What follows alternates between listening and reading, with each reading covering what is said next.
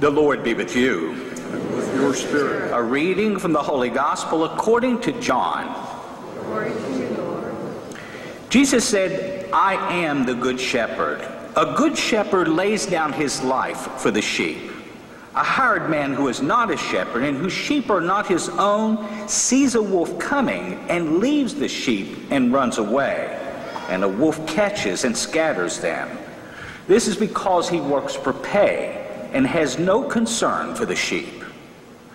I am the good shepherd, and I know mine and mine know me, just as the Father knows me and I know the Father, so I will lay down my life for the sheep.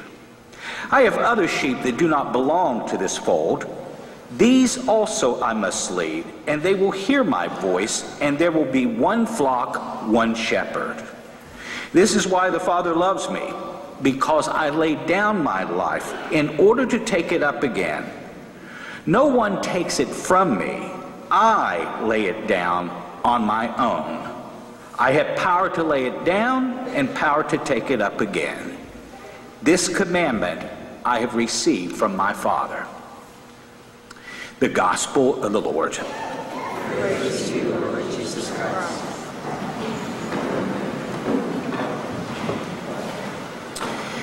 On May 28, 1989, in the little town of Murfreesboro, Tennessee, the newspaper in that town, the headlines read, former NFL football player Jerry Anderson died Saturday after pulling two young boys out of a rain-swollen river about 40 miles southeast of Nashville.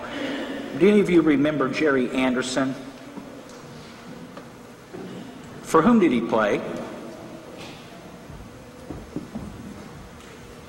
Joe? All right, research that. Let me know. At any rate, witnesses said Anderson saw two boys, thought to be ages 11 or 12, attempting to cross a dam spanning the river. One or both boys fell into the water. According to Officer Bill Todd, Mr. Anderson jumped in the water and managed to get the little boys out, but witnesses said he went under 2 or 3 times, and about the 4th time, he never came back up. He gave his life for those 2 little boys. And then, years ago in the old Soviet Union, which some of us remember, in a middle school in the Ukrainian village of Ivanichi, a young teacher died. He absorbed the blast of a hand grenade in order to protect his pupils. Now you may say to yourself, what in the world is a hand grenade doing in a middle school in the Ukraine? Well, according to the London Times, which reported the story, the teacher, a graduate of a KGB border guard college, had been delivering the military instruction that was compulsory for children in the old Soviet Union. He was teaching them how to handle what should have been an unarmed grenade. But when he pulled the pin, there was that horrible wisp of smoke, and he would run off and then throw himself on that hand grenade in order to absorb the blast, and all of his students survived. He laid down his life for those children. And then finally, many years ago, there was a woman and her little baby who were overtaken in South Wales, England, in the midst of a sudden blizzard that came up. Searchers found her later frozen to death in the snow. Amazed that she had on no outer garments, they searched further into the snow, and lo and behold, they found her baby. The baby was alive because she took off her outer garments in order to wrap them around the baby to save the baby. And it worked. And her baby, well, his name was David Lloyd George, who would grow up to become the Prime Minister of England during World War I.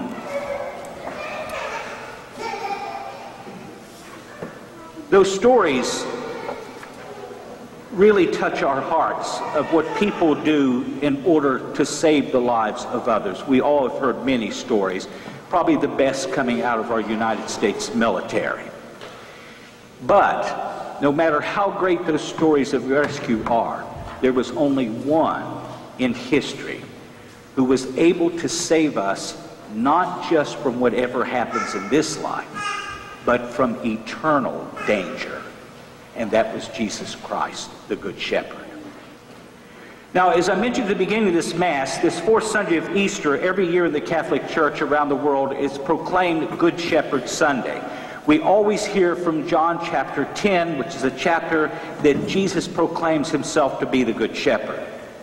Now, it's interesting, when you turn to the Bible, both the Old and the New Testaments, the word shepherd, when you look at it, the majority of times is pictured in a very negative light. Why? Well, first of all, it refers to the kings, the people that God had called to shepherd his people. The people have the designation of being God's sheep. So what did these shepherds do that was so bad? Well, in Jeremiah chapter 10, verse 21, we get our first clue, where God says to the prophet Jeremiah, these shepherds, he said, they're more stupid than cattle. And he said, I'm going to punish them. Why? Because they are concerned only about themselves. And they allow the sheep to scatter. His words are even more brutal in Jeremiah 23, verses 1 through 2, where he talks even more about punishing the shepherds. And then the entire chapter 34 of the book of the prophet Ezekiel. God is so fed up with the earthly shepherds, he even goes so far as to say, not only is he going to get rid of them, but he himself is going to stop appointing human shepherds, and he will once again be shepherd of his sheep. And that's why John chapter 10 is so important, because we see who God will become as the shepherd. Jesus Christ, the Good Shepherd. And notice what Jesus says about a true shepherd. He's the one who lays down his life for his sheep. He says the hired hand, that works for pay, whenever a wolf comes to attack, he runs like a coward. That's because he works for money. But Jesus says, I'm not like that. I choose to suffer and lay down my life for my sheep. And he did. Now, in all fairness to these earthly shepherds, sheep ain't the easiest critters in the world to take care of either. Maybe you've never studied sheep or sheep behavior or had any sheep. Has anyone in here ever raised sheep? Okay, nobody, we don't have any shepherds here at Cabell County. I asked at all the masses this weekend.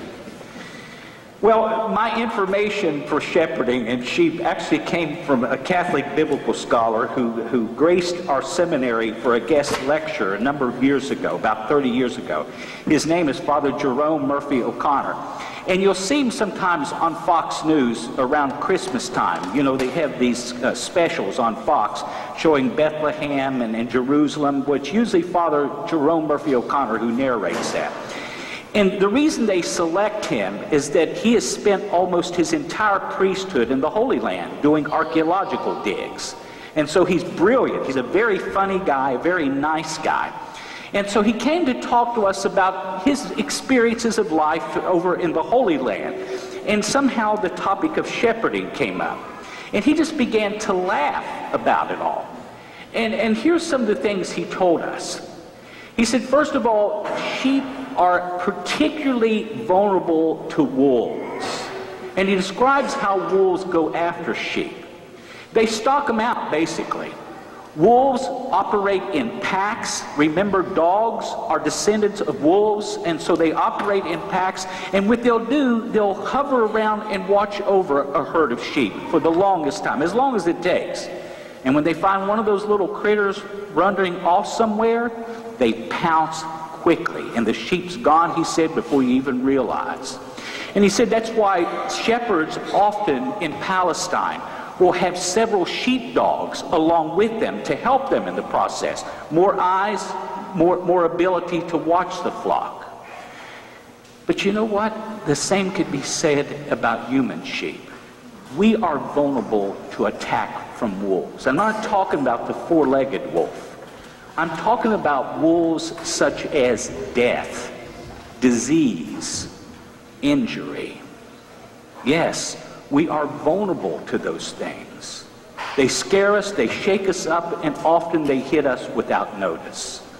September 11, you remember what happened then? Over 2,000 Americans slaughtered in a moment because of a foreign terrorist attack. We weren't ready for it. It caught us off guard. The wolves were on a prowl, and we missed it. And our country, our lives in this country, have changed forever. We're also, says Father O'Connor, like sheep in that we are dumb. Sheep are very dumb animals, he said. Now, he said he doesn't mean that they are unintelligent. He's referring to the herd mentality of sheep. And he gave a couple examples that really made a lot of sense. On one hand, once I got done laughing. He said, for instance, there's good land with a lot of grass is hard to find in areas of Palestine. So sometimes the shepherds have to go up to higher elevations. And he says, it is known that if the alpha sheep, the lead sheep, happens to wander ahead of the herd and goes over a cliff and falls down, the rest of the sheep will follow it. They'll jump to their deaths. That's how dumb they are. And he said, if the whole flock is hungry, you can take a pot of grain and put it down in front of the sheep and call the sheep. But if the lead sheep, if the alpha sheep doesn't go and stick his head in and taste it first, the rest of them will die of starvation. They won't touch it. They'd rather die first. Interesting. We succumb to the herd mentality. From the way we dress, to what we eat, to what we watch on television or in the movies or the media, we succumb to the herd mentality. We really do. I remember a number of years ago when I was up in Wheeling, and we're getting ready for one confirmation, and I was waiting for the bishop to show up. He only lived up the road, but he was late for some reason. I did not know that he was ill at the time. But anyway, so there I am sitting in the front area of the rectory, looking out into the parking lot, when all of the confirmation candidates began to arrive. And I remember looking and thinking to myself, this is embarrassing. The girls were scantily dressed. Evidently, spaghetti straps were in that year. Why? Because Britney Spears was wearing spaghetti straps that year a lot. They were indecent. So I called the director of religious education, who was in the other office, over to me, and I said, can you believe this? I said, maybe it's time for me to start talking about modesty. And she looked at me and said, you're a dinosaur. They're not going to understand the word modest. What about the Nazis in World War II? You want to talk about herd mentality. You know, there were people who will actually tell you, who survived it all, that they knew something was going awry. But once the ball started rolling, everybody jumped on the bandwagon to support Hitler. And the rest is history, tragic history. Maybe some of you, my age or older, remember the name Jim Jones from Jonestown, Guyana. A group of very intelligent people who followed a psychopathic maniac religious leader. And when the pressure from the media began to heat up against their group, they went to a town in Africa, and they all drank cyanide, and they all died that day together. The herd mentality. It's interesting how we are like sheep in that regard. We end up doing things sometimes just because it's the fad of the day. Sheep tend to wander off. They just tend to break away from the flock. It seems to be unexpected behavior because they tend to stay with the flock, but from time to time, one will just wander off. And when they do, they're lost. People tend to wander off from the Good Shepherd. No, I've never had anyone come to me or a relative of someone who left the church or left God and say, you know, Joe woke up one morning and he just said, I don't believe in God anymore. It doesn't happen that way. How does it happen? Well, it happens in such a way, for instance, that the parents stop coming to church and bringing their children. or they come seldom. Other things take the place of worshiping God for an hour on Sunday. And so that little lesson gets learned by Johnny and Susie. And then by the time they get on to college, and especially when they're confronted in classroom situations with professors who are atheists, all of a sudden now, their faith has already eroded, what little faith they had. And so we find out that little Johnny or little Susie is no longer practicing or says they don't even believe in God, and we scratch our heads and we say, yeah, but they come from a Catholic family. Well, erosion took place over a period of time until finally, poof, they're gone. And the professors very often in school are relentless. I remember when I was at the college level, we had a professor teaching the first unit on sociology who the first class admitted that he was an atheist Jew. Isn't that an interesting combination? An atheist Jew. Andy Weber was his name. I'll never forget him. I learned a lot from him. And fortunately, he kept his atheism to himself. But can you imagine your daughter, your son, off to college, studying under an atheist who's ridiculing them and attacking them because of the ridiculous faith that they have? That erodes what faith they have. And something else interesting. Sheep do not have a homing instinct, but dogs do. And what do I mean by a homing instinct? There was a story several weeks ago in the media about a family up in Marshall County. You know where Marshall County is, around Moundsville, West Virginia. Actually, they were a little bit further out in the rural area. And what happened was they went to visit relatives in Indiana, somewhere in Indiana. I don't recall the name of the town. Well, while they were there, the family dog got lost. And so they went on a search, and for a day or so they put up signs and with rewards and all that kind of stuff to no avail. Well, they had to come back home to get back to work. And so their family out in Indiana continued to search. Well, lo and behold, 2 months later, little Fido comes back home in Marshall County. Fido traveled from Indiana to West Virginia. Amazing. But you know what? Sheep do not have that homing instinct. When they're lost, they're lost. What do when they get lost? They simply lay down and they die. That's it. That's the end of the story. And that's why the Good Shepherd calls us to go out and find his sheep who get lost. It's interesting, there are two stories that are told that I'm sure people looked at Jesus and probably snickered if they didn't outright laugh at him. One's found in Luke chapter 15 and the other's found in Matthew chapter 18. And Jesus says this, he's talking to his disciples. He says, who among you would not be like this?